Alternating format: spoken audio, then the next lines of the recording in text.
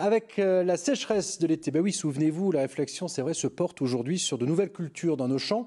Je vous emmène à Lefrancouc, c'est dans le nord, où une agricultrice s'est lancée dans le quinoa. Le quinoa, vous connaissez notamment si vous prenez parfois un peu de salade.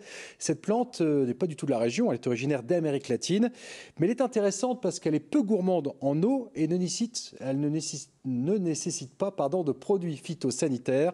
C'est la belle histoire du jour.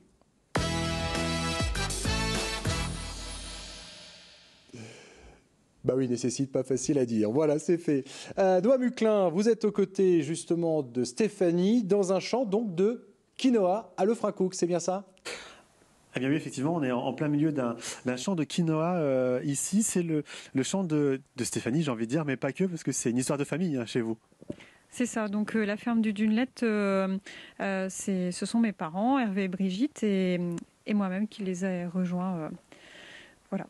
Alors pourquoi vous êtes lancé dans le quinoa, dans cette plante?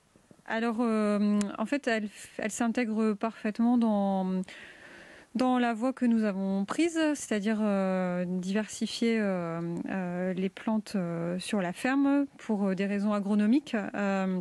Donc l'idée c'était de répondre à des problématiques qu'on avait dans les champs. Donc pour ça, le quinoa, c'est vrai que c'est une plante à cycle court qui permet de diversifier les assolements et d'avoir des rotations un petit peu plus longues. Et également le fait qu'on se soit lancé dans la vente directe et dans la transformation donc sur la ferme, in fine, eh bien c'est une culture qui vient s'ajouter à la gamme de graines qu'on propose à la vente.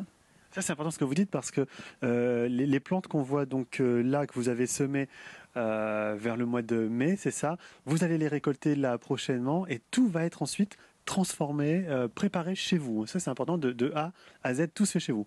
Oui, c'est ça. On insiste sur ce point parce que c'est vrai qu'aujourd'hui, il pourrait être facile de récolter et puis ensuite d'envoyer les graines ailleurs pour les faire trier, etc.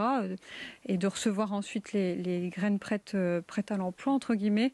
Nous, non, on fait tout à la ferme. Donc, c'est de A à Z à Lefrancouc Village que tout se passe. Ouais, voilà. Alors, avec l'été qu'on vient d'avoir, là, un été très très sec, ça, j'ai cru comprendre que ça vous embêtait pas trop. En tout cas, ça n'embête pas trop cette plante. Alors, on apprend en allant. C'est vrai que ça fait quelques années maintenant qu'on cultive cette plante. Alors, sur vraiment une petite surface, parce qu'on ne connaît pas bien cette plante et que derrière, il faut avoir aussi des débouchés. Et ce n'est pas une plante non plus, une graine qu'on consomme très couramment. Mais en effet, cette plante, avec le peu d'eau qu'on a eu depuis le semis, elle est quand même là. Alors elle est certes plus courte, les grappes sont un peu moins étoffées, moins grosses, mais on se rend compte que on a quand même des graines à la fin. Donc oui, elle a l'air de bien s'acclimater avec peu d'eau. Parce qu'elle vient d'Amérique latine, cette plante. Voilà, on le rappelle. Ouais. Oui, alors une plante peu gourmande en eau, mais du côté des pesticides, Noam. Ah, alors j'ai cru comprendre que ça demandait un petit peu de désherbage, mais Guillaume nous demande, est-ce que ça demande des traitements particuliers, c'est la culture de cette plante? Alors, d'un point de vue maladie, c'est une plante qui est très rustique, donc nous, on n'a pas observé de maladie. D'un point de vue insectes, alors a priori, il y a des ravageurs, donc c'est vrai qu'on commence à avoir des punaises qui arrivent, mais ça ne nous pose pas de problème, donc on n'a pas besoin d'utiliser quoi que ce soit. La chose la plus problématique, c'est la concurrence. C'est les éventuels adventices qui pourraient pousser au milieu du champ. Et c'est une plante, en fait, de la famille des kénopodes. Et au moment où on la sème, il y a des graines dans le sol qui... si on en a dans le sol, en l'occurrence la plante, l'adventice dite kénopode, qui est susceptible de pousser en même temps que le quinoa. On en a là d'ailleurs, c'est ça, si je ne me trompe pas. Je peux tirer dessus? Oui, bah, allez-y. Oui, là, voilà, c'est ça. C'est vrai que ça ressemble beaucoup finalement au quinoa quand on les met l'une à côté de l'autre. Vraiment, quand elles poussent au tout démarrage, dès les premiers stades de la culture, on voit très peu de différence.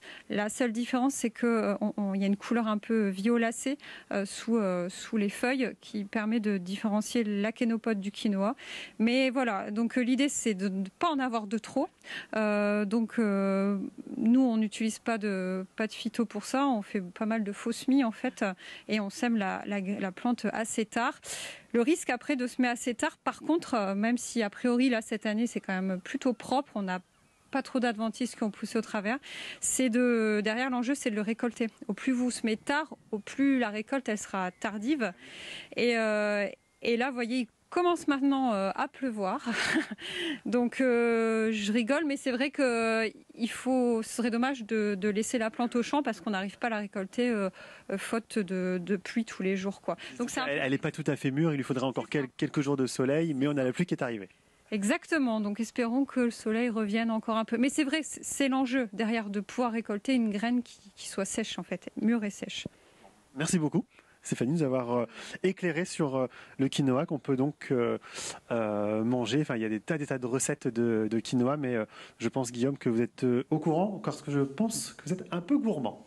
Il paraît pas, en tout cas, vous inquiétez pas Noam, je vous donnerai la recette quand vous serez de retour à la rédaction.